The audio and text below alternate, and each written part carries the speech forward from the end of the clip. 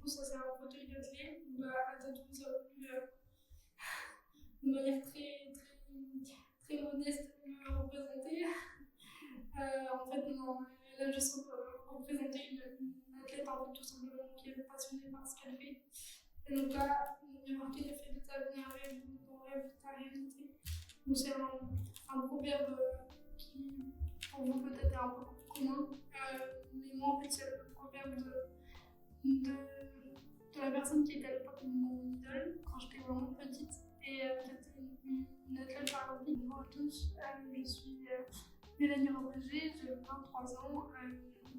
Donc, je suis actuellement volontaire en service civique à l'université de Toulouse, anciennement l'université fédérale de Toulouse, avec la charge de mission handicap de cette entité.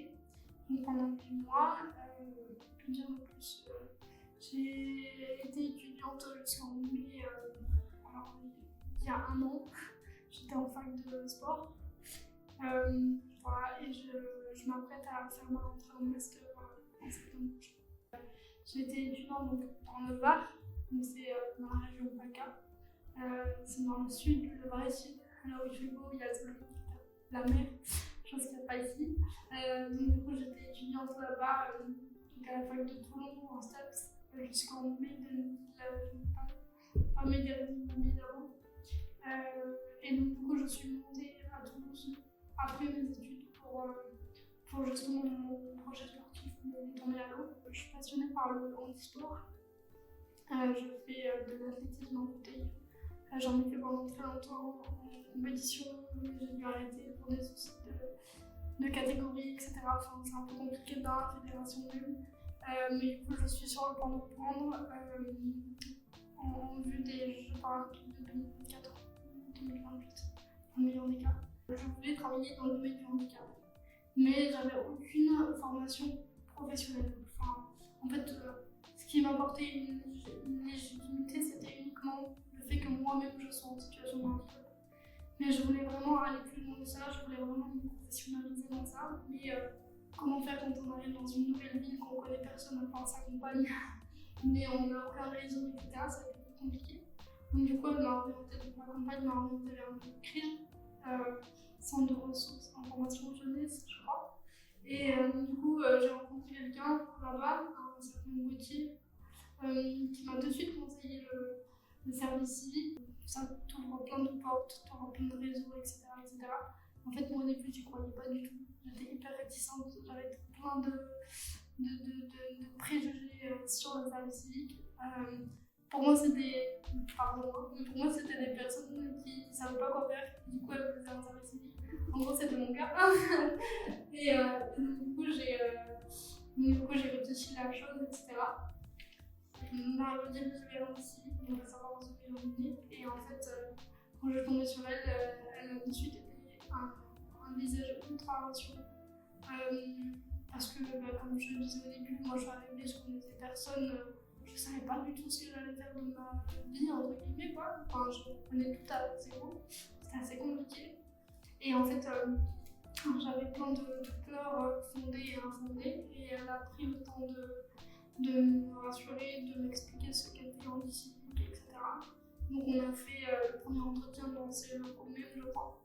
Et j'ai plein de questions et tout ça, donc elle a été très patiente et merci à elle de me rassurer, etc.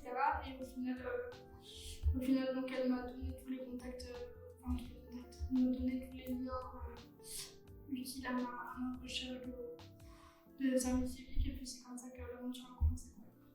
Et donc là, c'est vrai qu'en civique, pour moi, c'est un organisme. Quand j'ai entendu le nom, en fait, j'ai oublié parce que j'ai dit, alors attends, c'est un organisme handi pour les services civiques. Oui, c'est ça.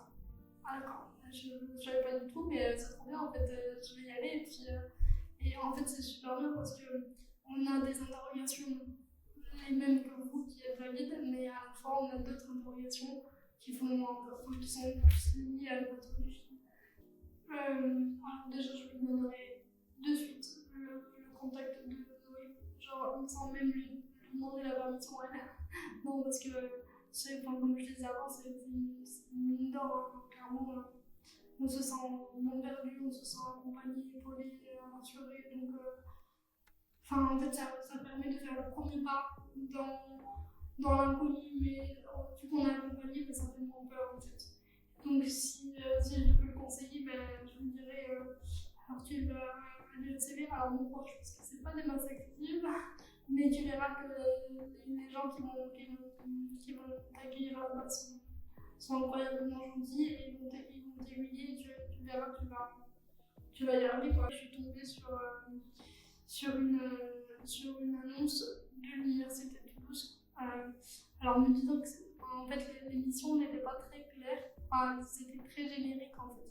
C'était pas du tout pointu et moi j'ai beaucoup du mal avec de l'abstrait. Enfin, il faut vraiment que les choses soient concrètes pour que je puisse alors pas les comprendre parce que je comprends, il n'y a pas de souci, mais pour que je puisse vraiment comprendre le sens de la mission, etc. Et donc, du coup, cette personne, c'est la personne qui m'a tutrice actuellement, donc c'est René Cadrio, et qui est la chargée de mission handicap de l'Université de Toulouse. Et en fait, le premier entretien qu'on a fait, il était en visio. Donc, moi, j'habitais à l'époque à l'île d'Andorre.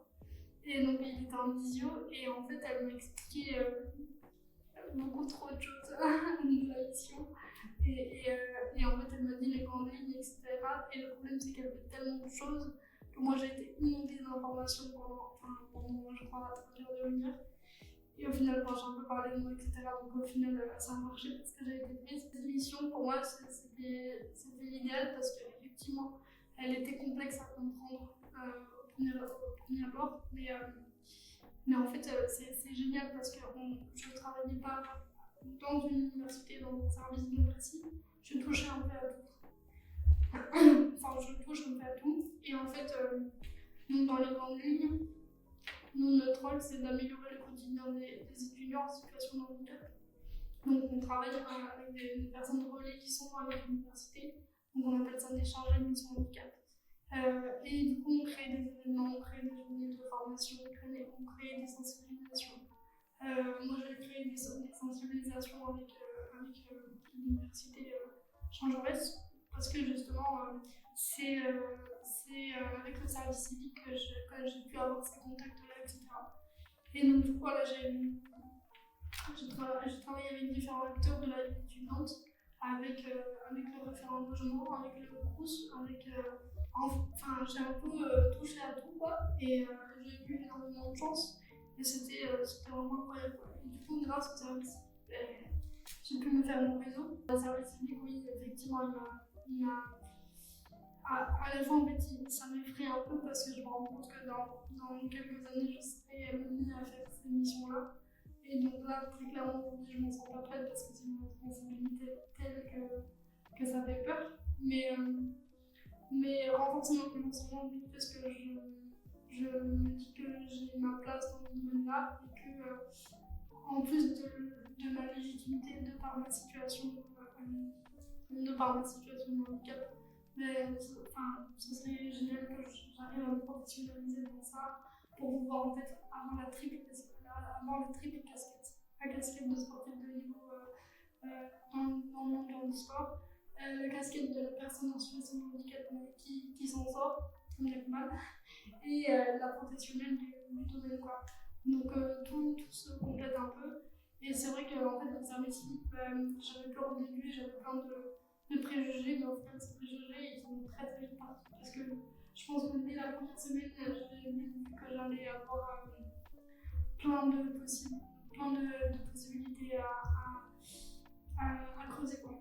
Au début, je suis arrivée au service civique en ayant en tête de monter ma boîte dans la sensibilisation au handicap.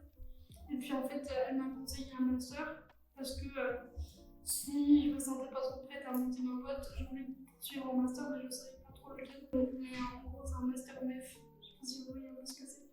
Métier, l'enseignement, l'éducation et la formation pratique, l'ingénierie, d'accompagnement et d'intervention pour une société inclusive.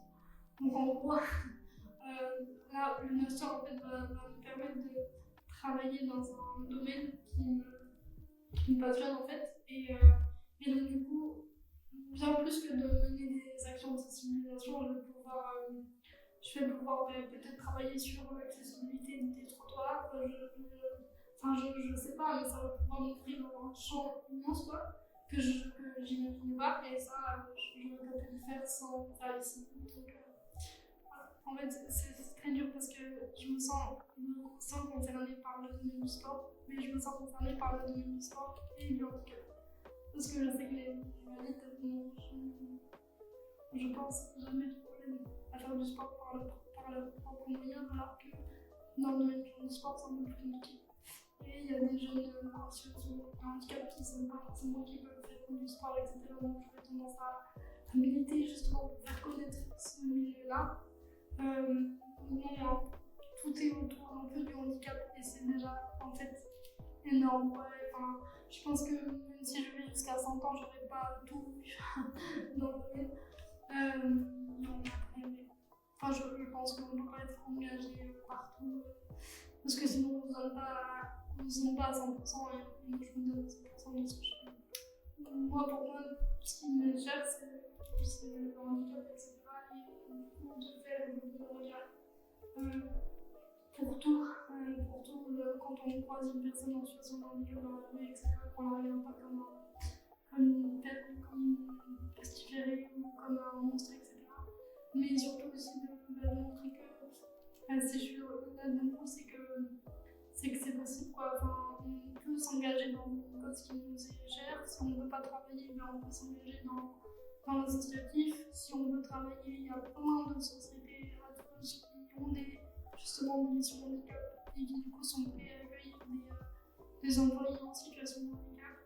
Si vous avez moins de 30 ans, vous pouvez venir en service civique, parce que pour les jeunes en situation de handicap, c'est jusqu'à 30 ans pour le service civique. Donc allez voir en civique si vous êtes de Toulouse. Donc voilà, en tout cas, n'hésitez pas à faire ce qui vous fait vibrer, parce qu'on est